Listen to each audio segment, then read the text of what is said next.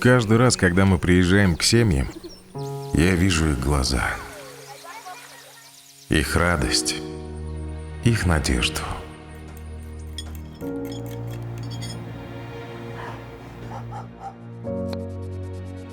Как нас встречают дети, их щербатые улыбки. И это искреннее счастье, которое, как волна, накрывает с головой. Я вижу, как отчаяние сменяется надеждой.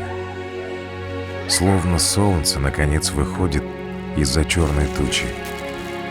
Поэтому мы здесь, чтобы помочь, чтобы делиться.